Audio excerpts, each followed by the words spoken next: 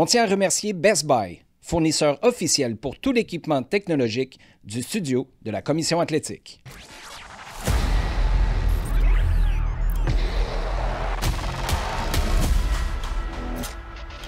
Au fond des filets.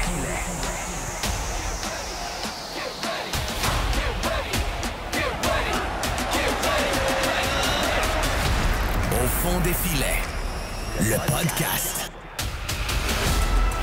Au fond des filets, très heureux d'avoir avec moi, comment le présenter? Certains parlent du capitaine éternel, le visage Monsieur Impact de Montréal. Pour moi, c'est mon recruteur en chef pour une 7e édition de Patrice Bernier et ses amis, édition à laquelle j'aurai le grand plaisir de participer ce dimanche au Collège Montmorency à Laval. Patrice Bernier, comment ça va? Ça va bien. On se recroise encore. Là, ouais, on se recroise. Là, on va être très transparent. C'est ce qu'on aime faire Au fond des filets. On enregistre lundi midi parce que tu as un horaire chargé, surtout dans une semaine qui précède un événement comme celui-là qui vous demande beaucoup de temps, d'énergie, d'efforts, probablement de moyens aussi. Toi et Alex Kennel, entre autres, de Geek Events qui mettaient ça en place. Mais on enregistre lundi et ça donne qu'il vient d'y avoir un congédiement au CF Montréal. On va essayer de parler de tout ça, parler du Canada aussi. Tu as ton hoodie de l'équipe nationale que tu as représenté. Combien de sélections avec le Canada? 56. 56. La dernière, c'était celle de Curaçao? Non, la dernière, c'était le Gold Cup de cet été-là.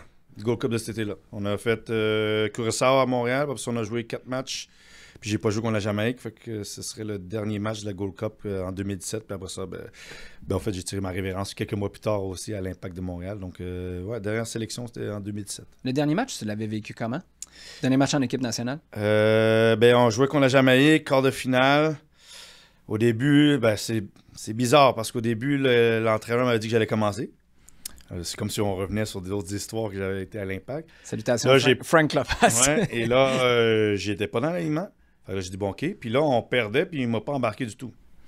Et c'est même quelques mois plus tard qu'il m'a dit désolé, j'ai fait une erreur, j'aurais dû vraiment te faire jouer. Mais je dis ouais, mais là, c'est tard, mais c'est le moment. Fait que ma fin, c'était pas comme à l'Impact. L'Impact, c'est oui, on a perdu, mais j'étais chez nous, terrain. Tes parents qui je comprenais que c'était la fin, puis je jouais, puis je pouvais partir en ayant joué. Puis bon, je marque le but, tout ça, ça fait qu'il y a une belle histoire. Ça, l'équipe nationale, c'était comme. On dirait que c'était ça mon histoire avec l'équipe nationale. Mi-figue, mi-raisin. C'est genre, j'ai eu des bons moments, mais j'ai pas eu des grands moments. Puis un moment de genre d'insatisfaction. Mais que je savais qu'il fallait que je passe à autre chose. Puis le but, c'était je revenais juste parce que le coach m'avait venu au mois de mars. Puis que lui, il voulait lancer une nouvelle génération. Puis qu'il m'avait vu jouer. Puis qu'il dit un joueur comme toi sera important pour les jeunes joueurs. Donc, un certain Alfonso Davies qui part son premier match. Et donc, je sentais que moi, au moins, mon leg, c'était je pars avec un nouveau cycle qui commence et non pas le 8-1 au Honduras qui me hantait les soirs à la maison. Dans pareilles circonstances, c'est pas comme un match amical où tu sais que presque tout le monde va être utilisé. Tu sais aussi que c'est un match en soi, un match quart de finale. Tu le gagnes, ça continue, puis tu peux peut-être jouer quelques jours plus tard, ou tu le perds, puis c'est terminé. Ça, je présume que ça ajoute au côté imprévisible de la chose. Ouais, parce que, je te dis, j'ai fini le match, j'étais assis, puis je réalise, c'est la dernière fois que j'ai porté l'équipe nationale canadienne, mais j'ai un goût amer à l'intérieur à dire, je sais que j'aurais pu apporter quelque chose au match. Que commencer ou pas, mais apporter quelque chose au match. Parce que tu dis, j'ai l'expérience, puis le coach te fait venir à cause de c'est toi qui as le plus d'expérience dans le groupe. Donc, quand j'étais assis, je juste appelé ma femme, je dis, mais c'est ça, comme ça, l'équipe nationale a fini. C'est-à-dire avec ce goût-là de genre, pas de plaisir de mettre fin. C'est tout simplement, OK, on passe à autre chose, puis voilà quelque chose que je veux pas vraiment revenir en arrière. Mais je m'étais dit moi-même, t'es venu pour une certaine cause, c'était jusqu'à la Gold Cup, parce que je peux pas vous cacher, ma femme me dit, pourquoi tu veux encore plus de matchs? Justement, il faut en jouer moins, c'est la dernière année de carrière. Donc ouais, j'ai un goût amer de comment ça finit. Parce que j'avais encore un sentiment que je pouvais contribuer sur le terrain à faire changer le match à certains degré. Que ce soit des athlètes professionnels ou juste des professionnels qui ont un emploi, notre manière de ramener le travail à la maison ou d'échanger sur notre réalité professionnelle avec notre chum, notre blonde, notre mari, notre femme, ça varie beaucoup, beaucoup d'une maison à l'autre. Ta femme, Mélisa, connaît le sport, a des opinions sur le sport aussi. Ouais. Il y en a quelques-uns qui sont passés sur Facebook au fil des ans. Est-ce que c'est quelque chose qui t'a fait du bien dans ta carrière? De dire, hey, quand je parle de ça avec ma femme, on est capable d'avoir une vraie conversation. Je ne suis pas en train de parler d'extraterrestres. Ouais. Ou au moi, contraire, à te remettre à ta place. Moi, c'était comme une habitude. C'est parce que ma femme elle joue au soccer, elle comprend le soccer, je peux lui jaser de choses tactiques. Donc, pour moi, c'était comme commun. C'est quand j'ai commencé à réaliser que les autres, avec leurs femmes, c'était pas le même cas. Là, je me dis, c'est que j'ai quelque chose de particulier parce que c'est plus tard, quand j'ai arrêté, ma femme a dit, ouais, là, je t'écoutais parce que, voilà, mais tu sais, des fois. J'aurais aimé ça que tu arrêtes de parler. Ouais. Disons, laisse tes choses du travail là-bas, puis on a d'autres choses à vivre à la maison. Mais ouais, moi, j'ai pris ça comme jusqu'à ce jour. Le facteur que je pouvais rentrer puis avoir une conversation de quelqu'un qui comprend ma réalité. Puis bon, ma femme est quand même bonne pédagogue, elle savait poser les bonnes questions puis pour que ça tout simplement, ça passe. Donc, non, moi, tu sais, là, même encore, là, mais là, elle a dit, hey, tu joues plus, là. Moi, les conversations, j'ai plus besoin d'avoir ça. Mais, ouais, c'était particulier de savoir que je pouvais échanger puis avoir un genre de... Un release, là, le terme, c'est vraiment un relâchement, de dire j'ai des irritations, des frustrations de l'entraînement du personnage, puis je peux échanger avec quelqu'un qui comprend c'est quoi être dans un vestiaire, qui comprend avoir un coach qui pour des différentes raisons, ou comprendre genre, pourquoi lui, il est là, tu sais, des questions tactiques. Donc, pour moi, j'ai trouvé ça comme un plus. Puis ceux qui me connaissent savent que je suis dans ma bulle de soccer. Là. Donc, moi, c'était un plus. Là, maintenant, je pense que ma femme, elle en a accumulé à travers le temps. Puis elle avait son bout quand j'ai pris ma fin. Mais c'était un plus de pouvoir jaser avec Mélisa. Puis de jaser, tu sais, on a une famille, que ce soit mes parents ou mon père, ma mère. Moi, quand je quittais le match, c'était pas bon. On va où? On change d'idée, on va manger. C'est... Pourquoi le coach a fait ça? Ou pourquoi ça? Ou ainsi? Pourquoi ton coéquipier? Fait que c'était tout le temps dedans. Mais moi, j'ai pas pris ça comme wow, attends, là, moi j'en ai plein mon casque, là, arrêtez de me parler de l'impact. Donc moi, je vivais bien avec ça parce que c'est la réalité, j'ai grandi dedans. Te faisais-tu challenger par tes proches des fois? Ben, c'est sûr, tu sais, comme la première année, là, en moi, 2012? ma femme, je vais toujours me rappeler cette phase-là parce que 2012, ça allait bien. Moi, je joue bien. Mais elle m'a dit, tu joues bien, mais moi, je t'ai déjà vu jouer mieux. Et là, j'avais, attends un instant, ouais. Moi, je t'ai vu en Europe, moi, je t'ai venu vraiment jouer des matchs parce que on peut dire que tu ressors du match. Là, je vois que tu fais des bonnes choses, mais... Et là, oui, ça fait un déclic. T'sais, elle est capable, elle n'est pas gênée de me le dire. Donc, puis j'ai ma mère. Ma mère, depuis que je suis tout petit. Ma mère, si je suis direct avec les gens, ceux qui me connaissent bien, ou direct ou un peu cold, ben, c'est parce que ma mère, elle m'a toujours dit les choses droit au but. Là, donc, soit que c'est quelqu'un qui joue, ou soit genre, t'étais pas bon. Là, donc, mon père, c'était toujours bon. Tu sais que tu commences à comprendre tes parents quand ils te disent quelque chose. Bon, mon père se dit, oh, t'as joué un bon match. Donc, ça veut dire, bon, c'était moyen. Là, c'est correct. Quand il dit, ah, t'as vraiment bien joué, là, tu sais que t'as joué un bon match. Parce que ma mère, c'était, ah, là, je sais pas ce que t'avais aujourd'hui, qu'est-ce que t'as mangé, ou t'as peut-être pas bien dormi. Fait que, jusqu'à la fin de ta carrière? Ouais. Et ma mère, ça a toujours été direct. Même maintenant, quand on parle, là, c'est pas moi, je joue plus, mais ma mère, elle me parle d'impact, elle est direct. Puis ceux qui connaissent Gladys Bernier savent que elle connaît son soccer, puis je peux vous dire, les gens qui s'assiedent à côté d'elle, là, elle l'apprécient, elle se dit, ouais, on aime ta mère parce qu'elle dit vraiment directement les choses. Donc, mais ça a été comme ça. J'ai grandi de même avec à apprendre les torts, puis je vais toujours citer cette phrase-là. Quand j'avais 12 ans, j'aimais pas aller aux équipes du Québec les vendredis parce que c'était au centre Côte de Billard, c'était le vendredi soir. Moi, j'habite la Rive-Sud, puis j'ai mes amis, puis moi, j'étais plus jeune surclassé, fait que je devais jouer avec des joueurs plus jeunes, plus vieux, puis j'aimais pas ça. Puis ma mère, elle m'a dit très rapidement, plus jeune, les opportunités que tu as, si tes amis les avaient, je suis pas certain qu'ils feraient la même chose, prendre la décision que toi. Puis c'est pas rentré c'est rentré dans le rire. Sur le moment, c'est comme, qu'est-ce que tu racontes, maman? Mais c'est resté là. Puis c'est resté là, parce qu'à ce moment-là, j'ai compris, quand j'ai une opportunité, il faut que je la saisisse ou il faut pas que je la manque. Donc, ma mère, toujours été directe, puis ma femme est directe de même aussi. Et, ma femme, elle sait comment contourner puis rentrer au sujet sans vraiment drame. Ma mère, il n'y a pas de demi-mesure, c'est direct. Un souper de Noël, ça ressemble à quoi? Oh, c'est bien, tu sais, c'est juste si tu parles de choses, puis surtout soccer, ma mère, elle va pas dire, tu sais, moi, je suis plus mesuré. Ma mère, elle va vraiment dire, il est pas bon, il est bon. Il n'y a pas de entre les deux. Donc, fait que quand on parle soccer, c'est vraiment, c'est très difficile. Vous devez comprendre que, autant que mon père, c'est plus lui qui a la pédagogie, disons, du soccer qui m'a transmis Puis sa passion. c'est à lui qu'on pense quand on pense Ouais. à la famille Bernier et le soccer. Ma mère, c'est direct. Puis même quand j'étais jeune, jouer sur le bord des lignes, j'entendais ma mère qui parlait d'autres ou qui parlait directement à moi sur le terrain. Puis toi, tu sais, comme tout adolescent, t'as les yeux qui vont en l'air. Là, j'en reviens pas que c'est ma mère. Mais c'était direct. Puis j'ai grandi avec ça, qui fait que je suis capable d'accepter que quelqu'un va me dire « T'as pas été bon ». Moi, les coachs que j'ai eus, je leur ai dit « Je préfère mieux vous me dites la vérité. Ça va être mal, mais je vais passer par-dessus. » Qu'on essaie de me contourner ou on essaie de me faire deviner indirectement. Donc, parce qu'à l'entour, on m'a toujours dit c'est bon, c'est pas bon. Laurent Courtois, on le disait tout à l'heure, a été congédié ce matin. On va en parler là, au cours des prochaines minutes, mais peut-être isoler un truc dont il a été question avec lui. Était très présent sur les médias sociaux, faisait des allusions à des commentaires faits sur Twitter, répondait à des commentaires et des analyses faites sur Twitter. Toi, tu faisais comment? Les médias sociaux étaient de plus en plus importants sur la fin de ta carrière, peut-être de ton retour à Montréal en 2012 jusqu'à ta retraite en 2017. Mais à cette période-là, ou même avant, comment tu filtrais l'opinion de qui pesait ou pesait pas dans ton analyse? Tu sais, comme c'est drôle, parce que quand je suis arrivé, quand je suis revenu à Montréal, c'était l'épopée de Twitter. Ça commençait, là. Et donc, puis moi, j'ai pris ça comme affaire plaisir parce que c'était un endroit d'information. C'est devenu autre chose à travers le temps, mais... Juste un peu. Et donc, puis tu sais, Instagram est arrivé, puis on sait tous tout le reste qui est arrivé, Snapchat, TikTok. Moi, j'ai vu, tu sais, j'ai compris qu'il y a l'émotion.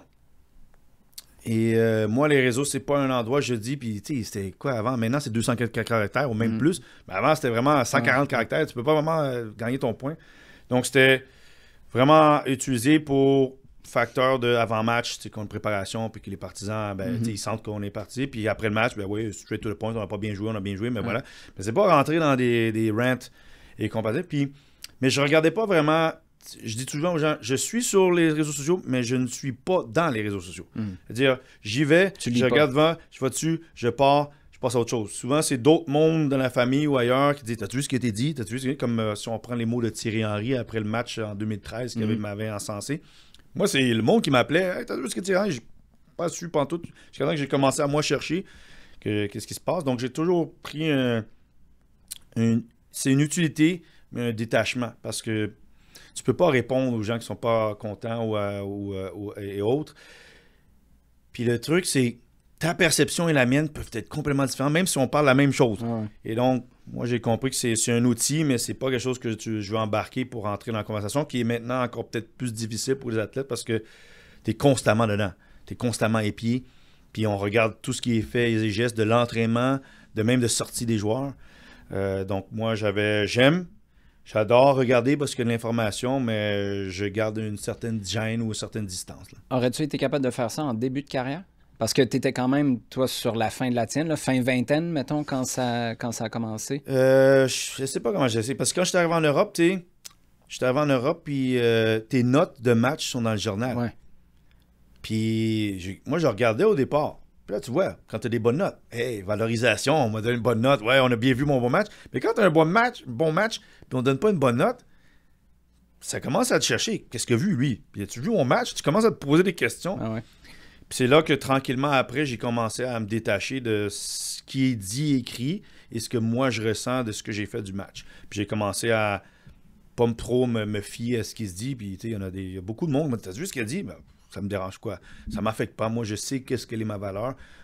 Ça, c'est son interprétation, son jugement du match. Là.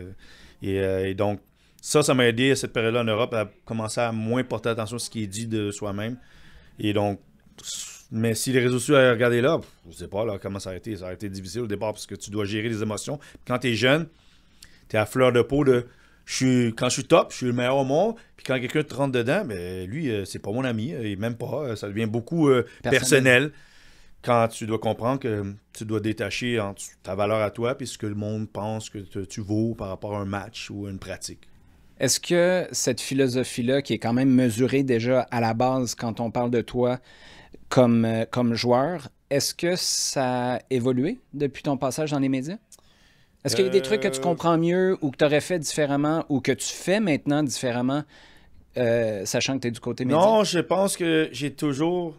C'est parce que des fois, je vais peut-être penser écrire quelque chose, mais j'ai toujours été quelqu'un... Attends, ce que je dis, comment ça va être interprété? Parce que là, c'est touchy. Donc, est-ce que je veux écrire là-dessus? Donc, des fois, je me dis non. Fait que je pense encore peut-être à un certain degré comme un joueur.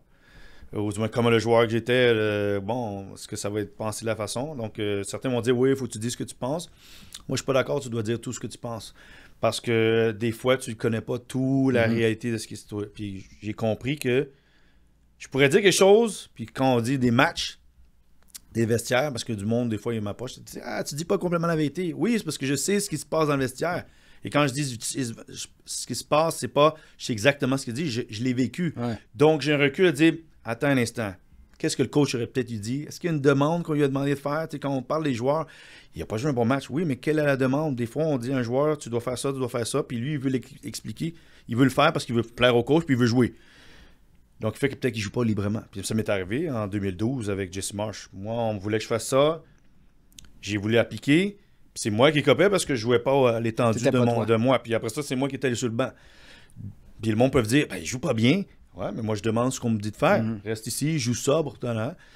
Et donc, pour revenir aux médias, je pense que je suis resté de même. Je ne m'aventure pas à aller dire... Puis surtout, une chose que je ne veux pas dire, je peux pas dire à un joueur qui joue un coach, il est pas bon. Parce que je comprends les rudiments de ce que ça prend, le travail qui est fait. Peut-être que ça ressort pas. Mais donc, je reste quand même, je pense que je reste authentique à moi-même par rapport à, même si des médias, puis j'ai le droit à une opinion plus avancée. J'essaie de rester à analyse froide et non pas chaude, émotivement direct. Mais ça dépend. Quand on parle d'impact, c'est une chose. Quand on parle Team Canada, c'en est une autre. Donc, ça, c'est juste peut-être l'appréhension que j'ai avec les deux types d'équipes. Le club en étant peut-être plus attaché parce que j'ai joué puis j'ai une historique avec le club, tandis que Team Canada, j'en ai une historique, mais j'ai un détachement de ce que j'ai pas réussi à faire et ce que j'espère que l'équipe canadienne soit. Laurent Courtois, congédié au bout de 5 matchs, en toute transparence, puis j'en parlais lundi Au fond des filets avec Fred. C'était dimanche, on faisait la Ligue des Nations ensemble, puis je te partageais à toi que mon feeling, c'était qu'au plus tard, au 27 avril, Laurent Courtois serait parti si les résultats continuaient dans cette veine-là, parce que c'était quelques jours avant le championnat canadien, qui est ta grosse opportunité de soulever un trophée en 2025, qui est un des 3 objectifs. Mieux défendre, on est passé à côté en début de saison, mieux défendre sur coup de pied arrêté, passer à côté en début de saison et soulever un trophée. Ça, c'est toujours possible. Si je t'avais dit au début de l'année qu'au bout de 5 matchs, on congédierait Laurent Courtois, ta réaction, ça aurait été quoi? Non, j'aurais pas cru. J'aurais dit, parce que connaissant la réalité il joue sur la route les départs de match, mon créneau se dit toujours, quand tu commences à jouer à domicile, est-ce que là, tu peux changer la trajectoire? Fait que moi, par rapport à toi-même, quand on a parlé de ça, c'était, on va voir quand on va jouer à domicile. Tu parlais des 2 matchs. On a 2 matchs.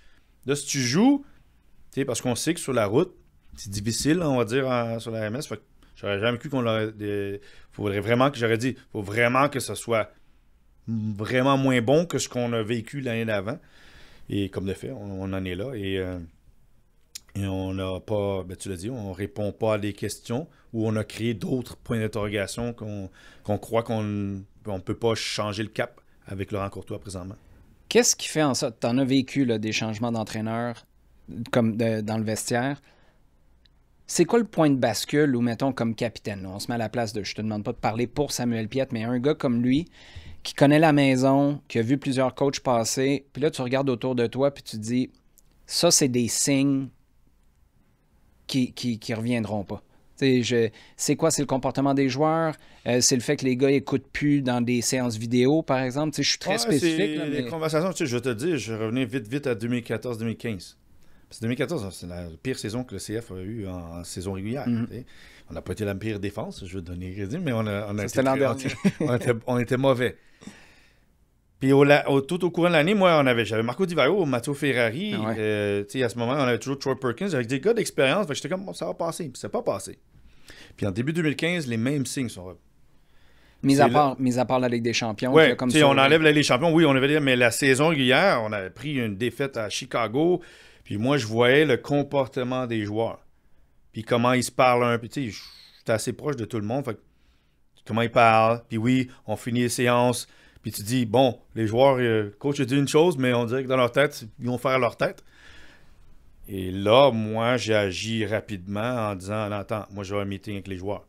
Parce que là, à un certain degré, il y a comprendre, tu joues soit pour le coach, soit pour le club, soit parce que c'est ton contrat.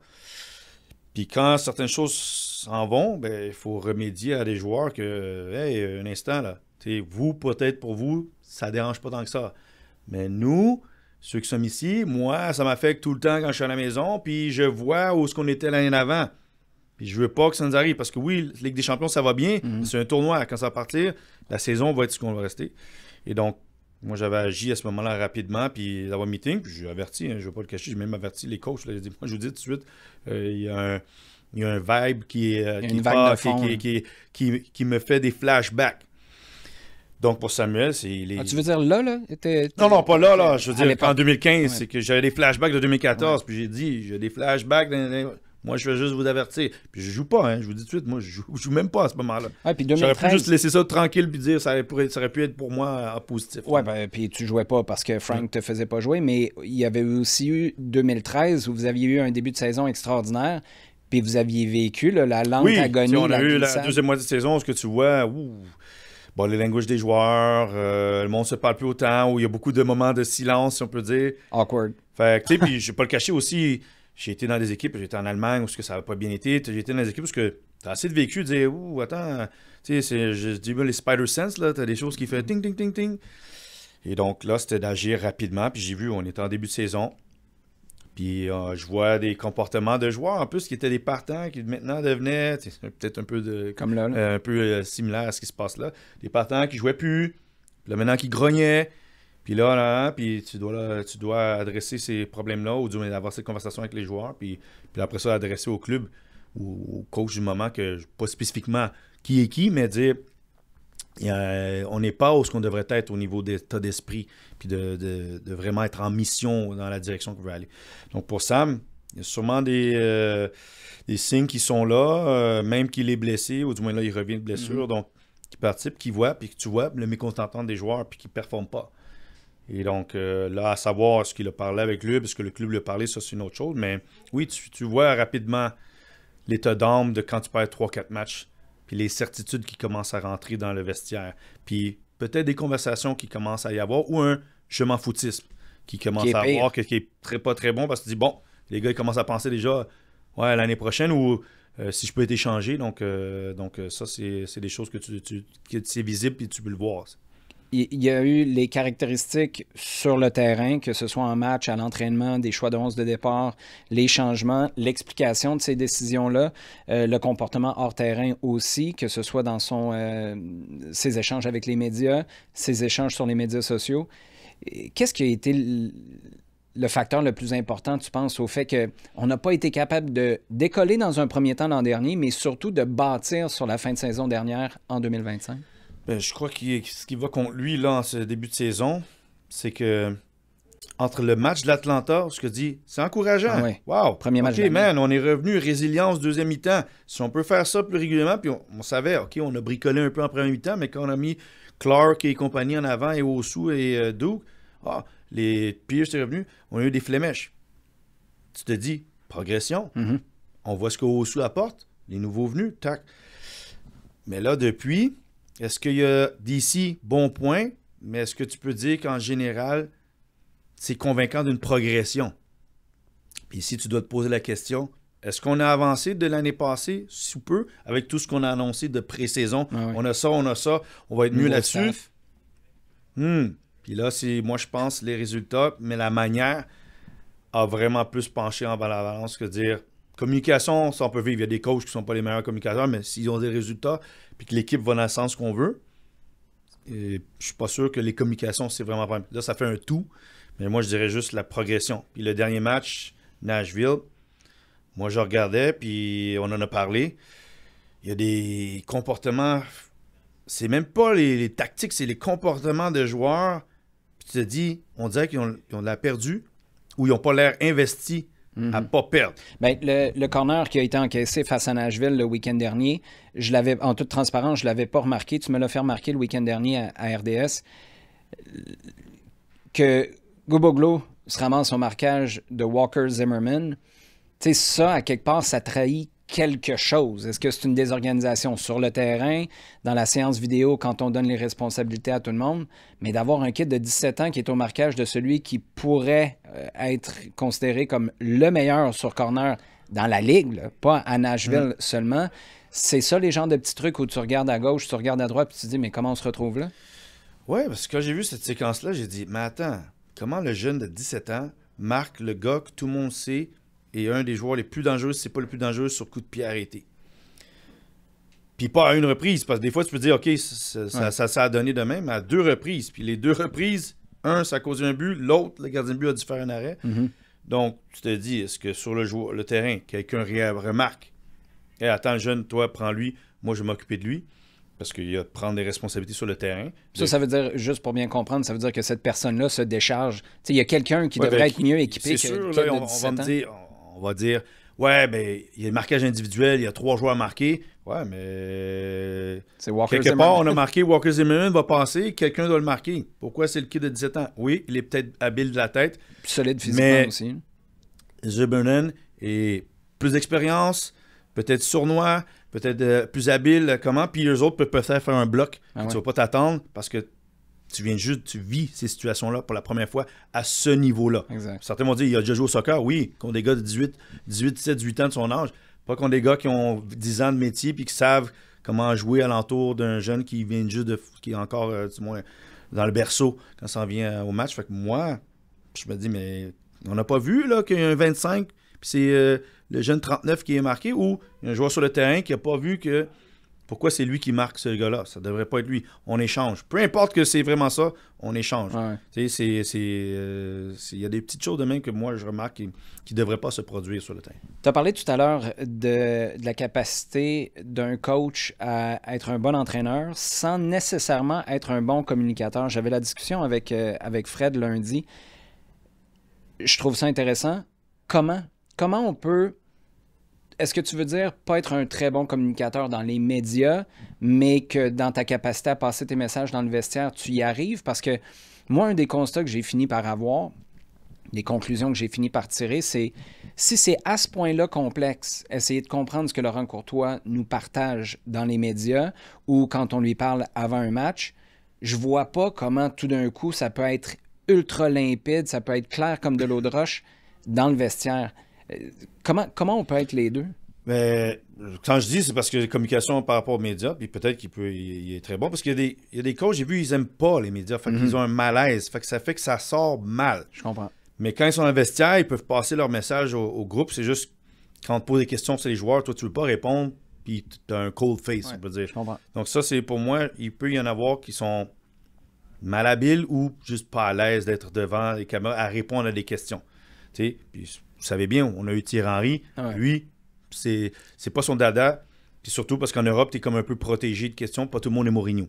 Ou Klopp ou Guardiola capable de détourner l'attention. Mais tu peux être bon dans le vestiaire, passer ton idée, ta philosophie et fédérer ton groupe. Et puis avoir un peu me against the world, si on peut dire. Là, les médias sont là, puis c'est nous, puis on protège le cocon. Puis on est en mission d'être un bon motivateur. Il y a des coachs qui sont ultra motivateurs, peut-être pas nécessairement les meilleurs tacticiens, mais arrivent à fédérer puis que le joueur ressorte un petit peu plus que la moyenne. Donc moi, il y a des coachs qui sont bons dans le vestiaire, bons dans ce qui est soccer, et peut-être pas aussi bons à vouloir véhiculer et comprendre le réam de je parle aux joueurs, je parle au public, je parle au président, au club, au propriétaire. Ça, pas tout le monde le comprend, ça, que tu as différentes sphères à qui tu communiques. Puis viens à le cours de coaching que j'ai pris. Mais j'allais te dire, ça a été un de tes aha moments, toi, quand tu as fait. Ben, tu en es conscient, tu étais très bon avec les médias à l'époque où tu jouais, mais c'est quoi, c'est il y a 2 ans que tu as pris un cours? Oui, ben, j'ai pris le cours il y a 1 an, un cours MVP, et puis tu sais, là-dedans, il y a au fait, ton premier jour, ils te mettent dans les chaussures d'un coach qui vient juste d'être nommé au FC Barcelone. Puis il y a une personne de la média. C'est pas un coach qui te pose des questions ou de l'école de soccer, de coaching. Ils font venir quelqu'un des médias de là-bas qui te pose des questions. Puis après ça, les autres coachs, on doit te poser des questions. Puis moi, j'ai joué le jeu, j'ai posé des questions. Imagine que Samuel Eto'o a été transféré, qu'est-ce que tu fais? Mais moi, j'ai opéré dans ce moment-là, fait que je comprenais, OK, voilà les questions. Mais les autres coachs qui étaient là, qui sont certains du NCAA, certains d'autres de la MLS, certains d'ailleurs, ben là, c'est un instant. Puis juste véhiculer ta philosophie, là, c'était je savais. Puis après, tu réalises, dis, ouais, j'étais pas prêt pour cette question-là. J'ai pas pensé, je pensais pas qu'on allait me poser cette question-là. Puis là, tu réalises, ouais, mais c'est cette préparation-là parce qu'on te prépare à être coach. X, O, je veux jouer de même, je vais mettre les joueurs là. Voilà. Mais on ne prépare pas quand ton meilleur joueur est transféré ou il t'envoie promener dans les médias, comment tu vas répondre pour pas qu'après ça revient et fait surface. Le joueur n'est pas content parce que toi, tu as répondu une autre chose. Le propriétaire t'a dit quelque chose, ça n'a pas rapport avec la philosophie du club. Ou les partisans, vous avez tous joué à Football Manager. Mais quand tu dis des choses, ça dit « The fans are not happy with it ». Ben là, quand j'étais dans le cours, c'est là que c'était intéressant parce que tu voyais tous des coachs qui veulent grandir, mais là, on leur pose des questions. Acculé au mot, pas prêt, réfléchir à sa réponse. Qui vient que, comme j'ai dit, c'est pas donné à tout le monde d'arriver puis d'être charismatique, puis de parler, puis de dire « j'ai pas de problème ». Keelan Clark, quand vous l'avez vu, « il est jeune, il a pas l'air de problème ». Oui, mais il y en a d'autres qui sortent de l'académie. Oui, j'ai joué un bon match. Ouais. Puis, regarde, vous avez vu Olysée, France? Il vient juste de qualifier. Allez voir son entrevue. C'était un bon match. Oui, on va jouer contre l'Espagne. Oui, rien de plus. Et on dit, ça, c'est du Olysée tout court. T'es pas équipé pour... pas tout le monde ça. Donc, il fait que, oui, même quand t'es coach, puis Montréal, je suis désolé, si vous ne le savez pas, dans toute la sphère MLS, c'est peut-être une des places où il y a le plus de médias qui suivent, ou des influenceurs ou des podcasteurs qui suivent l'actualité puis qui posent des questions. Parce que je pense que Wilfried Nancy vous l'a dit, quand j'étais à Columbus, hey, attends un instant, le monde vient le vendredi, ouais, Apple, qu'est-ce qui se passe, qu'est-ce que tu as fait cette semaine? Mais le reste de la semaine, t'as la paix. Il y a peut-être une personne locale, mais c'est tout, mais t'as personne qui vient te challenger et qui regarde ce que tu fais à l'entraînement aussi. En ce sens-là, tu as l'expérience de plusieurs années de médias maintenant. Tu as eu plusieurs années comme joueur aussi. C'est quoi la recette pour un bon entraîneur à Montréal? Parce que je parlais avec Fred cette semaine. Moi, je disais que de plus en plus, tu regardes ceux qui ont eu du succès, que ce soit en MLS ou précédemment, c'est des gars de la place. John Limniatis, Mauro Biello, Marc Dos Santos, Nick, il y a eu Wilfried aussi. À quelque part, c'est parce qu'ils connaissent probablement la bébite qu'est l'Impact /CF Montréal et le marché montréalais. Mais si on vient greffer quelqu'un de l'extérieur, c'est quoi les 2-3 ingrédients là, à côté desquels tu peux pas passer pour avoir un coach à Montréal? Ben, c'est quand on leur dit un coach à Montréal, puis je les répète, le monde me dit, ben là, comment c'est un coach? Hey, je dis, quand t'es à MLS, là, t'arrives, personne te pose trop de questions sur qu'est-ce que tu fais, puis il y a des, tu sais, c'est des bonnes questions soccer. Ailleurs, là, puis il y en a qui vont dire, hey, wow! Et on était à Apple, il y en a qui, quand tu poses des questions, ils disent, il m'a posé une question parce qu'il va chercher un peu plus loin. Comment tu fais? C'est quand tu arrives, puis je peux vous dire, je ne vais pas le cacher, même Rémi Gall, quand il est arrivé en Europe, tu as ton point de presse après-match, tu as peut-être un point de presse dans la semaine, mais tu ne parles pas aux médias tous les jours, puis ils ne viennent pas à l'entraînement. Non. Ils n'ont pas accès à l'entraînement. Huis clos, là, c'est normal en Europe. Toujours. Ici, quand on dit huis clos, c'est quoi? Nous, on se plaint parce qu'ils ne veulent pas démontrer, il y a des secrets. Et donc, pour tout le monde qui est arrivé ici, qui n'est pas d'ici, la réalité de Montréal, puis je vais donner juste une anecdote avec M. Marco Chalibon, puis ça, c'était même pas à Montréal, c'était à Toronto, OK? Et c'était avec Jerry Dobson puis Quick Forest. Oui, ça c'était, là, je vous donne des anecdotes, mais c'est parce que Nesta ne jouait pas. Puis lui, eux autres voulaient juste savoir, tu sais, ils ont parlé avec Chalibon, juste pour savoir quelles sont les raisons. Puis lui a été... C'était quel temps de l'année, ça? Ça, c'est 2013, puis... Mais c'était au début ou à la fin? Je pense que c'est vers le début. C'est pas le début, parce que les choses allaient bien. Les choses allaient bien. Le volcan n'avait pas sauté 2-3 fois. On allait à Toronto. Je pense même que c'est peut-être pour le championnat canadien, match aller qu'on a perdu, parce qu'on savait qu'est-ce qui est arrivé sur le match retour. Et puis lui, c'était comme... Puis moi, je connais bien Craig Forrest, puis j'ai appris à connaître Jerry Dobson à travers l'équipe nationale canadienne. Puis lui, il voulait rien dire. Puis je vous dis tout de suite, il a dit, vous êtes Toronto. Il dit, vous pouvez passer le message à Toronto FC. Puis Kirk West dit, hey, tu comprends que j'ai rien à voir avec Toronto FC, là. Mais c'est juste pour dire la méfiance qu'il y a beaucoup ailleurs. Puis que tu réalises, tu parles avec du monde, puis je peux comprendre cette méfiance, c'est fantastique, mais que moi j'ai dit, hey, Kirk West, c'est un ancien international canadien, inquiète pas, il connaît la game. Ouais. Mais lui, c'était comme non, moi, je ne prends pas de chance parce que je sais pas à qui va communiquer l'information. Qui vient que. Et quand tu arrives, même si tu les prépares, tu peux dire à tous les coachs, voici qui est qui et qui est qui. C'est comme un jeune qui vient jouer au soccer. Quand il commence. L'expérience se fait juste quand tu viens taper. Après ça, qui veut s'améliorer? Là, il y en a qui s'en foutent de moi à la média. Ouais, j'ai fait mon 15 minutes, bon, c'est bon, ciao. Puis il y en a d'autres, c'est comme, OK, ils comprennent. Il y a un aura, puis ils comprennent aussi avec qui ils parlent. Il y en a, tu peux avoir des conversations, puis tu sais que ça va vraiment rester off the record. Puis c'est conversations comme Jim Curtins, qui est exceptionnel. Qui était très ouvert, puis qui a compris que l'information qu'il va partager, c'est aussi parce que les gens, ils veulent parler de l'équipe, puis il y a des choses que le public ne savent pas. Ouais. Ah, on a fait ça à l'entraînement. Oui, ils ont travaillé là-dessus, l'entraînement. Comment ils sont pas bons là-dessus? Oui, ils ont travaillé là-dessus, puis ça n'a pas fonctionné. Donc, moi, je dis c'est l'expérience, mais il y en a qui ont besoin de media training. Puis, les licences de coach, ils ne te préparent pas pour comment tu vas gérer avec le président ou le propriétaire ou ton directeur sportif. Toi, tu as une idée, puis lui, il veut un autre joueur. Prépare pas pour ça. Puis ça, il n'y a pas de cours pour ça. Puis cours de médias, ben, je suis désolé, les joueurs en ont besoin, mais il y a des coachs qui en ont besoin aussi. En ce sens-là, tu as côtoyé Marco Donadel comme joueur. Je pense que tu as gardé un peu contact au fil des ans. Je ne sais pas à quel point là, vous êtes proche ou non. Est-ce que son expérience à Montréal, dans un premier temps comme joueur, puis là, les quelques mois à voir Laurent Courtois opérer comme entraîneur-chef, peuvent lui avoir donné une petite longueur d'avance pour gérer ça, ou est-ce qu'il commence from Je scratch? pense qu'il connaît le marché quand ils sont arrivés, parce que je dis, tous les amis italiens, que ce soit de Marco, Di Vaio, Marco Donadel, quand ils sont arrivés, je disais de Rémi Garde, c'est pas la même appréhension. Les médias sont distancés. Vrai, au début, n'oubliez pas, ils venaient dans le vestiaire. Ça, c'était, vous savez bien, l'histoire avec Didier, il y a eu tout ça. Mais juste pour les gens qui ne le sauraient pas, le premier match où Didier a commencé. Non, je pense qu'il avait participé au match, mais il n'avait pas encore joué.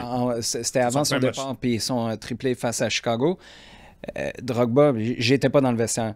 Mais lui, il voit les journalistes rentrer. D'abord, c'est un peu surprenant que personne ne l'ait briefé sur cet extraterrestre-là qui est l'entrée de reporter dans le vestiaire.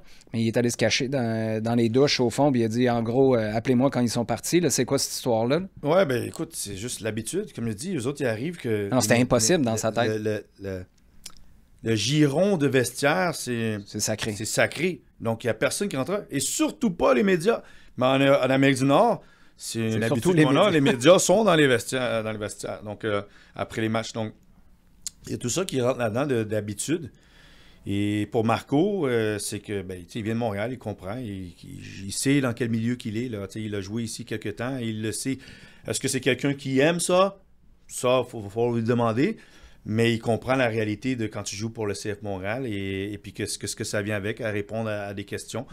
Et après ça, puis Marco, je pense que tu l'as interviewé, c'est pas quelqu'un qui est cachotis non plus. Là. C'est quelqu'un qui... S'il veut te le dire, il va te le dire. Mais c'est pas quelqu'un qui va vraiment dire, il comprend la game, ce qu'il veut pas voir parler de parce qu'il veut travailler certaines choses, mais qu'il va devoir répondre à des questions puis s'habituer.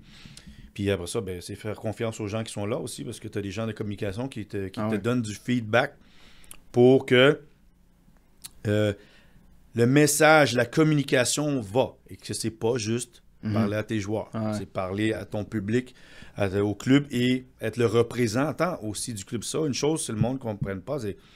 Moi, au début aussi, là, quand je suis arrivé en 2012, là, oui, je comprends la réalité de Montréal, mais là, répondre aux questions tous les jours, parce que les premières années... C'était combien? C'est en 2012 ou c'est sur les 2 premières années? Combien tu avais fait d'entrevues? La première année, on m'avait dit sur 300 quelques jours, j'ai fait comme 200 quelques apparitions pour le club. Donc, au début, ouais, OK. Puis là, à un moment donné, c'est comme, oui, là, tu es tout le temps là. Puis là, maintenant, puis à un moment donné, tu dois penser... Parce que là, je commençais à penser aussi, attends, le message, je l'envoie à qui, là? Oui, je pourrais dire ce que je pense vraiment, mais peut-être que ça va revenir d'une autre façon. Puis peut-être que, je peux pas descendre un joueur parce qu'il n'a pas bien joué. Il y a tout ça qui rentre là-dedans. Mais moi, après ça, je me suis habitué, puis c'est devenu plus naturel. Mais pour certains, c'est pas le cas. Puis pour certains, ça sera jamais le cas, je pense. Jusqu'à temps qu'eux autres, ils acceptent que moi, je suis comme ça. Puis des fois, il y en a qui sont très bons. Ils se disent, moi, je suis pas bon. Fait que, les gars, ça va être très clear, cutthroat, vos questions, mais je n'irai pas plus loin. Au moins, tu sais à quoi t'attendre. Il y en a d'autres, c'est juste, tu vois, ils ont un malaise. Puis après ça, toi, les gens de l'autre bord ont un malaise parce que personne ne veut poser de questions parce qu'on ne sait pas où ça va aller. Donc, il y a ce jeu-là. Mais pour Marco, je ne m'inquiéterais pas, moi, pour Marco, par rapport au milieu de Montréal. Et puis, bon, est-ce qu'il part en avantage? Peut-être, parce que c'est un ancien joueur du club. Donc, tu as un sentiment que il a fait partie d'une belle époque, 2015, 2016, 2017. Et donc, peut-être qu'il part avec une petite avance de crédibilité, de capital de sympathie du public. Je vais te parler du Canada dans un instant. Une dernière question sur le coach, la situation du coach au CF Montréal. À court terme, qu'est-ce que Marco Donadel peut améliorer et qu'est-ce qu'il a le plus de chances peut-être d'améliorer rapidement pour aller chercher des résultats? Moi, personnellement, de ce que j'ai vu les matchs, c'est l'ascendant offensif. On en a parlé. Je pense qu'il y a un match au-dessus d'un expected goal. Ouais. Puis on sent pas qu'on est menaçant. Je pense s'il y a un atout qu'il peut apporter, puis que là, ça va dire, peut-être on perd, mais on était proche de gagner, ou du moins d'égaliser. Comme Atlanta. Ouais. Et donc ça, je pense, c'est vraiment arrivé que l'équipe ait le pas de l'avant offensivement. Défensivement, c'est une autre chose, mais offensivement, je pense même que ça va peut-être aider défensivement. Donc d'arriver, puis t'es menaçant, puis que là, t'as des centres, puis les occasions sont là. Le gardien de but a fait un arrêt, on est passé à côté. Là, on est à parler de tirs de Nathan de l'extérieur de la surface, qui sont expected goals 0.1, c'est rien. Donc, je pense que c'est le côté offensif. Si on voit un semblant d'initiation puis de provocation, je pense que là, au moins, on va voir, il gagnerait à ce niveau-là. Je pense qu'il gagnerait aussi par rapport aux joueurs de croire. On peut aller marquer les buts puis prendre l'avance, comme on a vu dans la deuxième mi-temps à Atlanta. Le Canada voulait gagner. La Ligue des Nations, ça aurait été un premier trophée pour l'équipe nationale masculine en 25 ans. Le dernier, c'est début des années 2000 en Gold Cup. Dans les circonstances, tu passes à côté de ton objectif. En même temps, tu affrontes les Américains pour le match de la 3e place. Tu gagnes ce match-là. Au final, est-ce que la Ligue des Nations est une réussite ou tu restes sur ton appétit quand même? Non, je pense que pour ce groupe-là, c'est des finales maintenant. Je te dirais gagner aussi, de gagner le trophée, mais d'être dans les finales. Parce que c'est là que tu apprends à être comme les Mexique et les États-Unis. Parce qu'eux autres, c'est finale après finale. Puis au fait, maintenant, pourquoi on crucifie un peu les Américains? Parce que c'est ce qu'on est habitué. Tu es supposé d'être en finale. Que tu perdes la finale contre le Mexique, on peut y aller, on peut analyser. Mais que tu n'es pas là, on se pose la question. Donc cette génération-là, pour moi, c'est de maintenant, la prochaine étape, c'est d'être... Oui, tu es un candidat maintenant dans la région, mais est-ce que tu es un cadre établi? Puis ça, pour être établi, il faut que tu sois au moins en finale. Donc, je dirais que c'est pas réussi. Parce que si on y va d'avant, ils ont été en finale. Là, cette fois-ci, on se dit qu'ils sont encore mieux, puis qu'ils auraient pu battre le Mexique et être en finale. Mais je vais prendre la 3e place comme un ascendant psychologique sur les Américains, de dire, on a passé le cap par-dessus vous. C'est juste qu'il faut passer le cap d'être en finale puis de gagner les trophées, parce qu'on devient... Quand je dis on, je parle bien du Canada, qu'on devient la référence dans la région, ou du moins, c'est attendu qu'on soit là. Quand tu parles tu regardes le match de dimanche, au milieu de terrain, tu as 2 gars qui sont passés par le CF Montréal, 2 Québécois, Ismaël Koné, Mathieu Choinière, tu as Moïse Bombito derrière eux. Tu as Samuel Piette qui est à la maison, entre guillemets, blessé, là, qui est revenu de blessure, mais qui est quand même un gars qui reste techniquement disponible pour Jesse Marsh. On parle même pas de Nathan Saliba, qui aurait pu être de ce groupe-là. Probablement que les performances du CF Montréal en début de saison ont fait en sorte qu'il a été, et les siennes peut-être, il a été écarté. Je t'aurais dit qu'il y aurait eu autant de milieux de terrain québécois dans le giron de l'équipe nationale canadienne. M'aurais-tu cru? Non, parce que souvent, avoir été à l'équipe nationale, parce que j'étais souvent tout seul, ou c'était moi et Ali, ou moi et Olivier. Ouais. C'est souvent moi et d'autres. Ali Gerba, Olivier Océan. Et puis, tu sais, oui, il y a une belle époque, là, dernièrement, où Wilfrid, il y avait 5-6 joueurs du Québec. Mais là, qu'Ismaël est là et il est partant. Que Mathieu, qui joue pas beaucoup présentement, mais arrive à commencer. Que Moïse Bombito, le match a pris un ascendant positif. On voit qu'il joue en Ligue 1. Non, c'est une fierté. Je t'aurais pas dit... J'aurais dit, oui, peut-être qu'ils sont dans l'équipe, mais ce sont pas des pièces importantes. Et là, 2, clairement, c'est sûr, Ismaël Koné et puis Moïse Bombito. Puis Mathieu, il n'y a pas longtemps, tu es comme, ouais, c'est un joueur complémentaire. Puis là, regarde, Jesse Marsh lui fait confiance être quasiment des trois avec Steven Eustachio et puis Ismaël Koné. Donc, il y a une fierté de voir ces gars-là être là régulièrement, puis en espérant en avoir plus. Puis que Nathan, ben, s'il connaît la saison qu'il devrait connaître, ben, peut-être qu'il va se faire une place pour 2026. Mais avant, la dernière fois, c'était Gold Cup 2005, je pense. J'étais avec Sandro, et Gabriel, Nevio, Adam Braz, Olivier Océan. À ce moment-là, on était 7-8, mais c'était sur un tournoi puis sur une fois. Le reste du temps, comme j'ai dit, j'étais souvent tout seul ou avec Ali ou avec Olivier et pas plus. Et là, de plus en plus, il y en a qui mentent, puis ils ont une place importante. Ils sont des pièces importantes dans l'échiquier de Jesse Marsh. Jesse Marsh, justement, super émotif, s'est fait expulser. C'est un gars qui n'a pas la langue dans sa poche. Je pense que toi, tu l'as su à l'époque quand il était ton entraîneur à l'Impact de Montréal en 2012. On l'a vu l'an dernier, il a été critique, puis il s'est pris à des géants, là, les Argentins, entre autres, qui prenaient trop de temps à revenir des vestiaires après la mi-temps. Est-ce que c'est une bonne chose, ça, pour le Canada en ce moment, tu sais, de secouer le pommier un peu de la CONCACAF puis dire, là, arrêtez de nous prendre comme des citoyens de seconde zone, puis prenez-nous au sérieux, ou est-ce qu'à un moment donné, tu deviens ce gars-là qui est tout le temps en train de monter aux barricades puis qui est tout le temps en train de se plaindre ou en train de gérer ses émotions? Je te dirais, oui. Ouais, je pense que c'est bien c'est parce que, je vais te donner, il a le regard de l'Américain qui est au Canada. Puis là, il réalise, ouais, ici, il y a des bonnes choses, mais pourquoi c'est pas mis en avant?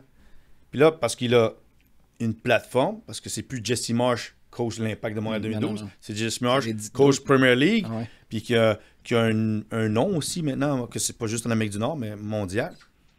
Et qui lui véhicule, il dit, quelqu'un qui connaît les hauts standards maintenant, ben il parle de nous en bien, puis il est capable d'aller à côté les autres nations.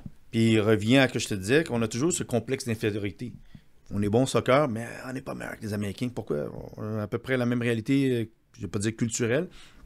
Oui, ils sont peut-être plus en nombre, mais on est aussi bon qu'eux. Et là, tu as quelqu'un qui parle au nom du soccer canadien, ça veut dire. Puis, et puis, il parle au nom de Canadiens. Je ne veux pas vous cacher, j'ai envoyé un message, je dis, c'est comme si tu étais un de nous, là, maintenant. Donc, mais c'est quelqu'un qui a investi. Parce que quand il était ici, il a voulu apprendre le français, puis tu vois que c'est quelqu'un quand il va quelque part, même quand il était en Autriche, apprendre l'allemand, et ça l'a servi quand il était en Allemagne aussi. Donc oui, je pense que c'est important de quelqu'un qui là fait comme... On n'est plus les Canadiens qui sont à l'écoute et qui sont gentils, c'est oui, vous devez nous écouter là. Parce que c'est pas juste qu'on est là puis on est des amis, c'est que nous aussi on a un mot à dire. Et je pense que c'est la bonne personne au bon moment pour le Canada avec la bonne génération qui fait que tu peux être... pas dire l'arrogance américaine, mais être un peu plus confiant et volubile. Ouais, c'est la version Jesse Marsh, je sais pas, il le dirait probablement de manière plus éloquente, mais juste pas se prendre pour un 7-up flat. Ouais. Mais il a dit, il veut être le coach du peuple. T'sais, il a dit, je veux pas juste être le coach de l'équipe nationale canadienne, je veux être le coach des Canadiens. Donc, là, il le prend vraiment au gré et là, tant mieux. Je pense que ça aide. Puis, il le fait aussi. Après, il y a les actions qui suivent. Il se promène, il fait des formations d'entraîneurs. Le simple fait qu'à l'automne dernier, l'équipe nationale est venue s'entraîner à Montréal, c'était pas pour y jouer un match amical, mais on est allé dans les communautés, on est allé à Saint-Jean-sur-Richelieu, Laval, je pense qu'on est allé dans quelques clubs sur l'île de Montréal aussi. Ça montre qu'il y a une volonté, pas juste de dire qu'on veut se rapprocher de la communauté soccer partout au pays, mais on est capable de le faire aussi, puis ça, tout d'un coup, ça porte juste un peu mieux ton message quand tes actions parlent d'elles-mêmes aussi. Parlant d'action, t'en fais pas mal avec Patrice Bernier et ses amis, ta fondation qui fait un énorme travail à chaque année, tout comme toi et ton équipe de Patrice Bernier et ses amis, parce que ça doit pas être la moitié d'une job d'organiser cet événement-là. Ça a lieu en fin de semaine. C'est à quelle heure? Je devrais savoir ça. J'ai dû avoir un courriel, là, mais... Oui, c'est à 1h au Cégep Montmorency à Laval, dimanche 30 mars. Et oui, c'est bien que tu mentionnes, parce qu'il y a beaucoup de personnes dans l'ombre. Vous êtes combien à travailler là-dessus? Écoute, je sais que c'est toi et Alexandre Canol, principalement. Moi, je vais même dire c'est vraiment plus Alex parce que c'est lui qui opère là-dessus, parce que c'est lui qui est sur le terrain, si on veut dire, avec ma réalité de tout le temps. Moi, je suis au courant, puis j'aide dans ce que je dois aider pour pousser. Mais lui, avec son équipe geek, c'est vraiment... ils vont, ils font les courriels, ils suivent, assurer que tout le monde comprend. Le pushing, là, c'est juste maintenant, c'est le pushing d'être à l'événement. Donc, on est il y a moi, mais lui, il a une petite équipe de 4-5. Puis après ça, il a des bénévoles qui viennent Qui aider. viennent sur place. Puis clairement aussi, on ne va pas se cacher qu'on a des personnalités comme toi qui sont là puis qui aident. Et les acteurs qui jouent aussi nous aident à participer. Mais là, c'est venu maintenant, c'est en 2017 qu'on a eu la première édition. Et au début, c'était comme, bon, on va le faire, on va voir ce que ça va donner. On va inviter quelques personnes ici qu'on connaît. Et maintenant, on est à la 7e édition. Puis... c'est des gens de tous les horizons. Tu as des athlètes, tu as Marc-Antoine Dequoy des Alouettes, tu as déjà eu Laurent Duvernay-Tardif, on a déjà eu on a du monde des partout, des artistes, des gens des médias, des politiciens. On a Lionel Carman qui est là encore année après année. On a Monsef Desari qui est là à sa 2e année. On a Ricardo Trogi qui va être là, puis des anciens coéquipiers, Assoul Camara, Laurent Simon va être là, premier académicien signé, Carl Ouimet sort de la retraite, ou du moins sort de la retraite, vient jouer avec nous. Que j'ai croisé dimanche dernier, moi j'ai vu Carl et son invitation, où, il partageait le fait qu'il allait être là. Je me suis dit, hey, c'est la première fois depuis des années que je vais voir Carl. J'ai hâte de le voir. 3 heures plus tard, je le croisais au coin de la rue. Fait que ça a déjà été réglé. Et Carl me disait que lui, il a voulu participer à cet événement-là. Oui, il m'a écrit, il dit hey, est-ce que je peux participer? Parce que là, maintenant, on est rendu au point où... Est-ce que vous refusez du monde? Je ne sais pas si on peut dire qu'on refuse. Parce que les équipes sont très nombreuses. Là, les équipes sont nombreuses. C'est que les premières années, il a fallu faire beaucoup de travail pour hey, veux-tu venir à l'événement? Hey, je ne joue pas au soccer. Oui, je sais, mais le but, c'est justement d'utiliser le soccer, utiliser le soccer comme outil qui démontre qu'il peut être rassembleur, puis surtout, lever de fonds. Là, maintenant, on a tellement eu d'invités qu'on envoie la liste, on envoie un courriel qui veut reparticiper, puis on a 70-80% des gens qui répondent présents. Puis après ça, c'est juste essayer de trouver de nouvelles personnalités qui veulent participer. Puis quand il m'a proposé, parce que souvent aussi, c'est qu'on propose. Avant, c'est comme, ah ouais, viens-t'en, pas de problème. Là, c'est comme, attends un instant, faut que je vois qui a dit oui ou non avant de pouvoir te dire oui. Même si oui, je veux que tu sois là, mais je ne vais pas dire, puis qu'après ça, on est trop, parce qu'après ça, il y a trop de monde sur le banc, puis je ne vais pas le cacher, temps de jeu, puis tout ça, ça devient compétitif. Mais il m'avait écrit, puis j'ai fait, oh, OK, parce que moi, je savais qu'il était avec Ottawa, je me suis dit, il est peut-être encore là-bas, puis il m'a écrit qu'il était parmi nous ici, retour au Québec. Donc, clairement, oui, si je peux en ajouter, mais je ne sais pas dire si on peut refuser. Peut-être que oui, je dois dire, il n'y a pas de place. Fait que je ne peux pas te rentrer et déloger quelqu'un. Comme j'ai dit, on attend parce que selon les horaires de majorité des personnes, l'année passée, on a Rachid Badouri. C'est à la dernière minute qu'il m'a dit qu'il pouvait parce que selon son horaire. Et on attend toujours Georges Saint-Pierre. Si Georges, t'écoutes ça, je t'attends encore. Hein. Je sais que ton horaire est chargé, mais je t'attends. Mais tu sais, Georges Larac qui a passé plusieurs années des horaires, donc je ne veux pas dire qu'on refuse, mais c'est rendu au point où je dois dire attends un instant. Il faut que j'attende que quelqu'un qui a été là année après année me dise je peux pas, puis que là, une porte s'ouvre pour rentrer quelqu'un de nouveau. Toi, personnellement, avec le temps qui passe, parce que moi, j'ai vécu la première édition, là, j'étais là les 6 éditions entrecoupées avec la COVID qui a sauté 1 année ou 2 années? On a sauté, je pense, c'est 1 année. 1 année. Je l'ai vécu à plus petite échelle. Là, c'est passé, c'était la première fois l'an dernier que vous étiez au collège, qu'on était au collège Montmorency. C'est passé dans une autre dimension. Et ce qui est intéressant, c'est que les gens peuvent se pointer avec leur famille, puis tu es tout prêt. Moi, ma fille est venue. Je me souviens, elle a failli se manger un coup de talon d'Assoun Camara qui prenait une rentrée de touche. Elle était première rangée, puis elle trouvait ça bien, bien cool. Elle était capable de presque toucher à Assoun. En même temps, ça prend de l'ampleur, ça met plus de pression sur les organisateurs, peut-être sur tes épaules à toi aussi. Est-ce qu'avec les années qui passent ou les éditions qui passent, t'apprécies de plus en plus ou c'est de plus en plus de travail puis t'apprécies moins peut-être la partie terrain? Non, franchement, l'année passée, c'était peut-être la première année que j'ai apprécié l'événement. Puis je vais expliquer, c'est parce que... c'est parce que, tu sais, quand ça arrive, moi, je regarde tout, puis après ça, tu sais, t'as la famille, les amis, j'ai pas de table, VIP, qu'est-ce qui se passe? Ah, et lui, il veut des billets, C'est un peu, je me retrouve comme à l'Impact de Montréal avant les matchs. Billets. C'était comme ça quand tu jouais? Oui, parce que famille joue, est-ce que tu peux avoir des billets de plus? Tu as toujours plein d'amis, du monde qui arrive, la famille qui veut venir voir. Je prenais pas de plaisir à... Oui, sur l'événement, je suis assez compétitif, mais c'était comme mettre zombie, là, puis l'événement arrive, OK, cool, on aurait pensé combien? Parfait. Puis je pourrais te dire qu'à la fin de l'année, est-ce que je veux faire ça l'année prochaine? Mon horaire est chargé. J'ai même pas vraiment le temps d'être là, vraiment présent tout le temps. Mais l'année passée, je ne sais pas si c'est parce que c'était au Collège Montmorency, que les gens étaient vraiment proches de l'action, ou que je me suis permis de profiter, d'être là, puis peut-être même encore plus impliqué, que là, j'ai vraiment vu les sourires, vu les gens qui apprécient l'événement, vu les gens, les partisans qui regardent, puis qui sont contents, puis que l'ambiance, les résultats, puis que la taquinerie, la camaraderie, le sarcasme qui vient, tout le monde se nargue un peu. Fait que l'année passée, c'est peut-être la première année que j'ai fait comme hey, c'était un bon événement. C'est vraiment, j'ai eu du plaisir. C'est comme à vouloir aider. Les autres années, j'étais trop dans ma bulle à regarder. Puis, bon, est-ce que ça va bien? Est-ce que la sécurité est correcte? Est-ce que tout va bien? Parce que tu veux tellement. Tu sais, tu as un certain degré, oui, c'est Patrice Bernier et ses amis. Fait que tu veux que ça aille bien. Tu veux que les gens ressortent avec je veux revenir. Donc, tu veux t'assurer que il n'y a pas d'erreur. Mais à un moment donné, je ne peux pas contrôler tout. Là. Il va y avoir des erreurs. Là. Puis même maintenant avec Alex, il dit ça ne me dérange pas. Là.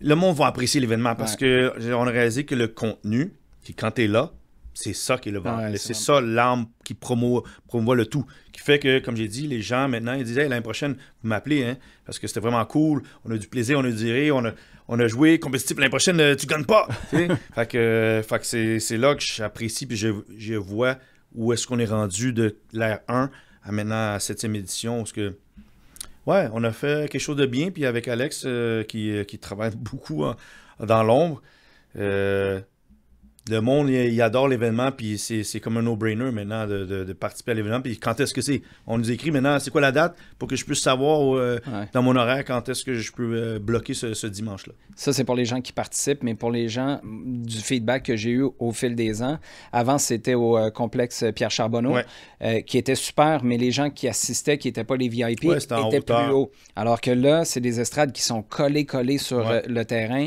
à la hauteur du plancher dans le gymnase. Donc, il y a vraiment une proximité qui a on le ressent, je pense, comme joueur. Je n'ai jamais posé, mais même moi, j'étais comme, man, tu sais, les matchs sont comme un... C'est un vrai match de grand futsal, allure parce que tu joues puis tu es comme oh quel but, waouh frappe d'Ali Gerber, waouh, puis là les gens ils réagissent, fait que tu te revis dans un match.